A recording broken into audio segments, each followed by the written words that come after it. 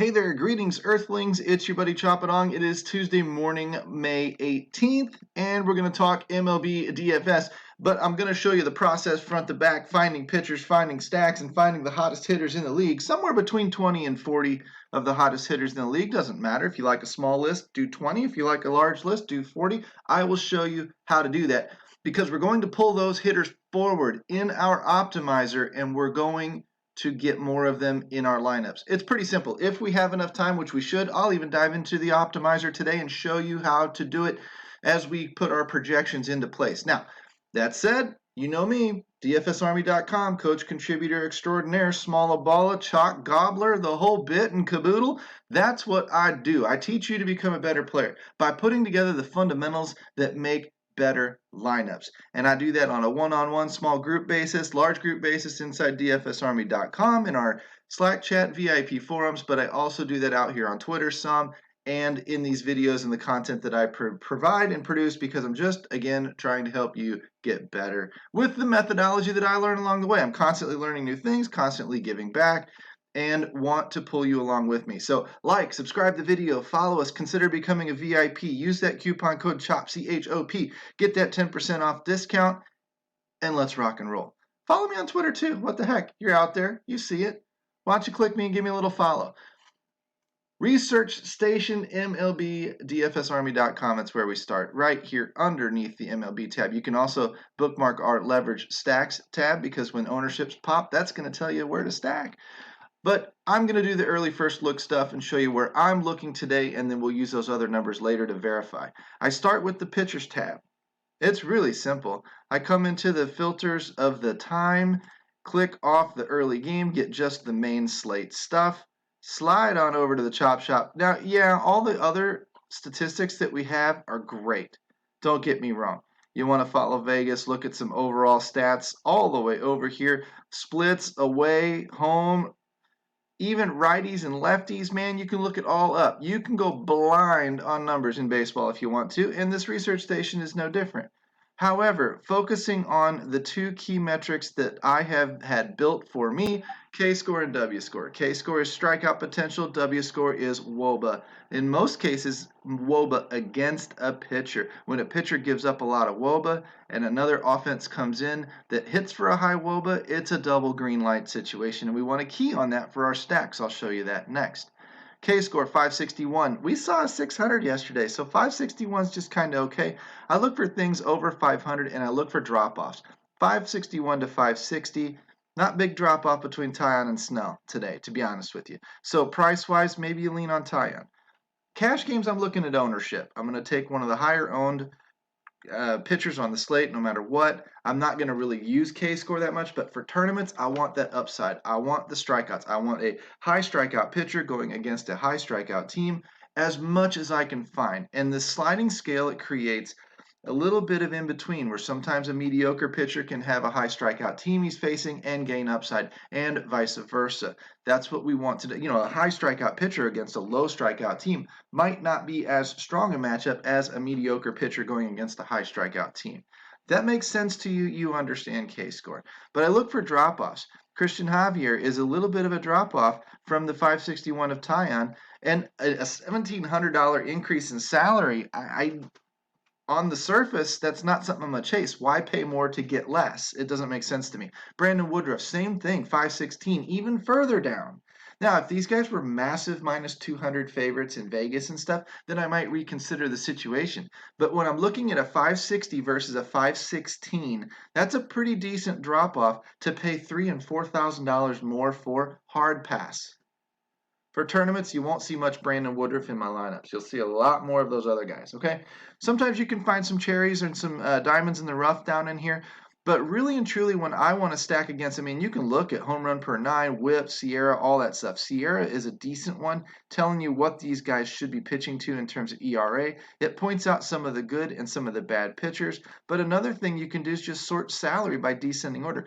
These pricing algorithms have it figured out, guys. Cheap pitchers get shelled. Expensive pitchers outside of Garrett Cole really don't very often, right? And, you know, we know that was an outlier from Garrett Cole, whatevs. So you just chalk it up to bad night, move on. But you really want to find some of the sneakier ones. Descending WOBA score. Once these bad pitchers come to the top, I can slide back over here. Let's say anything over 600 or 700. So the top 3 teams on the board, maybe the top 5 or 6 for tournaments, etc. You're looking at Atlanta, New York, Tampa, Chicago, LA, Toronto, Texas, Colorado. These all should be popular. Maybe Houston should be some pretty popular stacks tonight. And they make sense. These are teams that have decent offenses that are going up against suspect pitchers. I didn't need to dive into any other numbers because I've created a tool that helps me find those things that fast. Okay? You just don't need to spend much time on it. When you come to the trends tab for hitters, you do the exact same thing. You sort off the time and bring only the main slate guys into effect. It's a Tuesday night. It's probably a big slate, right? That's quite a lot. That's right there is I want to say this is 20, so come down to Aaron Judge. 21, 2, 3, 4, 5, 6, 7, 8, 9, 30 for Guerrero. 33 hitters I got it narrowed down to. My first list was 43. I felt that was a little bit much. Where did I get the 43? I came over to the 7-day WOBA tab and I created a number filter greater than. I started at 399. I bumped it to 415 to cut that list off a little bit more. On your bigger slates, you're going to have to be more selective. Minus, hitting for a 7-day WOBA of 385 on a 4-game slate might be one of the best in the slate. Might be the best we have to offer. But again, everything's a sliding scale. On a 10, 12, 14 game slate, it might be crap. It's still good. The guy could still have a monster day. The guy could still go off. But in terms of what are the hottest hitters that we have available for the day, we're focused on those. And we have to sometimes select more and more and more perfect scenarios to somehow trim the field and cut the field. Is this system perfect? No. No system is perfect. But this one really cuts it down for you, and you're dealing with the hottest hitters available and hoping that they do it one more time. Right? They can cool off at any time. They can continue to heat up. If you watch some of these guys, a 310 over 30 days, a 340 over 14, and a 587 for Bobby Dalbec, I'd say he's had a good week. I just want him to have a good 8th day. Right? This is daily fantasy football or daily fantasy baseball, not weekly fantasy baseball, not monthly fantasy baseball, daily fantasy baseball. So I take the trends tab of the WOBA, cut it down to 400 or better, the ISO trends 200 or better, and then I want to see where it goes. Am I in that range of 20 to 40 hitters? Do I want to be on the bigger side of 40 or the smaller side of 20? That's totally up to you. I'm going to take these guys into my optimizer and I'm going to boost those projections, and I'll show you an extra little trick here in a second. But all I'm going to do is sort these by alphabetical order now. And when I open up the optimizer in the domination station over here at dfsarmy.com, I load up the main slate on FanDuel, and I don't set any lineups or anything yet. I'm not worried about any of that as it loads. I come down here and I just want my bats. So I sort by my team. A little later today, I'll look at ownership and such, but I'm looking for value here, and I'm looking for these teams. Do I have any Arizona Diamondbacks on that main slate on my list? No. Do I have an Atlanta guy in William Contreras who's hitting hot right now. So I slide down to the Atlanta guys, and I take a William Contreras, and I boost him. And he goes from 6.8 points to 7.8 points, right? That means his baseline's a little bit higher. It boosted his value from whatever it was, 2.06 to 2.37. That means that the optimizer is going to favor him a little bit more. But it isn't going to favor him like it is a Freddie Freeman. Right?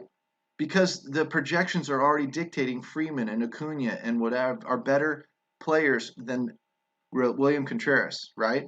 So I come down a little bit more, and let's say I see two Boston guys, Bogaerts and Dalbec.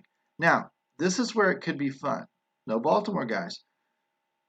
Bogaerts, 3.5 fantasy points per dollar jumps to what? 4.03. That's the range I'm looking for, and I'll show you why here in just a second. Let's see if Bobby Dalbec will do it too. Almost, not quite. Here's why. When I sort by fantasy points per dollar, I'm going to find that a 4.0. See, like I'm going to have some guys that are crazy. And I'm not talking about my pitchers. I'm talking about just the regular bats. Luke Voit, fine, I'm going to leave him alone. Is he on my list? Is he on my Yankees list? Aaron Judge. No Luke Voigt on the list. Doesn't mean he sucks. He might be heating up. It's just the list hasn't picked him up yet. Hadn't been hot long enough yet for the list to pick him up. Doesn't mean he doesn't have a great matchup. Doesn't mean he's not somebody we should key on. I'm letting the projections do that part for me, right? But what I'm going to do is I'm going to boost Aaron Judge a little bit later today. And I'm going to get these guys somewhere in this 4.0 range. If I get these guys in this, 3.95 to 4.1 range, they're all going to pull forward because they're all going to be at the top of my list. So when I go back to sorting by alphabetized order, alphabetical order for you kindergarten enthusiasts out there, I'm going to take somebody, I will take a Wilson Contreras, but I want to show you what it does because it makes more sense. We saw Bobby Dalbec's numbers, right? Come back up to Boston, slide back over to Mr. Dalbec here. He's a cheap price at $2,300 on FanDuel. And I'm looking at a 400 WOBA baseline, not bad, 310, 342, 587. Monster heat upness, if you will. 225 ISO, 308, 615. Monster hard, monster everything. Dude's hot. Can he fail today? Sure. I hope he continues one more day. But when I boosted his projections 15%, he didn't quite pull in there. So I'm going to boost him a little bit more. Give him like a 9.25, another half a point. Bang, 4.02, that's fine. If I'm not happy with that, I'll go 9.4. Bang, 4.1, right? So now when I sort by fantasy points per dollar, he's going to be up there. There's Dalbec right there. See, the smiley face turns off. Don't let that alarm you. But now he's right up here at the very top. So I'm going to get a lot of Dalbec in my lineups today. He's a 9-hole hitter. He should be lower owned, but he's hot as balls. And if he has another hot night, he provides value, he provides salary relief, he provides leverage and lower ownership, and he provides good logic to the play, to the pick. Again, might have a bad night. Mike Trout has bad nights. Bobby Dalbec ain't no Mike Trout, but he's hot right now. He's hitting better than Mike Trout right now, to be honest with you. Okay, so I want more of him in my daily, not monthly, daily fantasy lineups. Because I only care about today. I don't give a crap about tomorrow yet. I'll worry about that tomorrow. The ultimate procrastinator sport. But you see where I'm going with this? I'm going to set up all of my numbers, all of my stacks with these guys that are hot, and then I'm going to let the optimizer fill in the rest. Basic parameters and settings, I might build 100 lineups. I might throw in 1, 2, 3 unique players. I'll put it in tournament mode. It mixes players better. Why unique? I use one unique because I use my sorting through randomness. I'll go at least 25%. Sometimes I'll go all the way up to 50%. Why? I feel wild and crazy.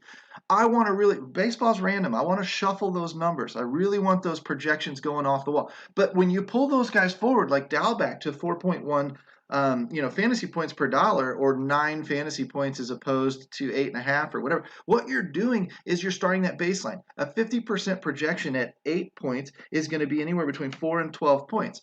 A 50-point randomization in a 9-point is going to be anywhere between 4.5 points and 13 points, something like that. So it's going to give him a higher, it's going to move his whole range forward. So it's still going to pull him forward, just like it does every other batter that you boost those projections. What you're doing is you're controlling the batters of a few of these guys that you like to put more of the guys that you like, that you research, that you believe are going to have a good day, puts more of them in your lineups, gives you more control over the situation. Now you're telling your story to the machine and then letting the machine do the rest of the work for you. That's what these tools are all about. Leverage tool, chalkboard tool, research state, all this. Identify your favorite plays, pull them forward in the optimizer, set up your stacks, set up your teams, set up your one-offs, take some leverage chances on some pitchers or some stacks or some one-offs or whatever, and go out there and enter in contests. Be unique, be different, and win more money.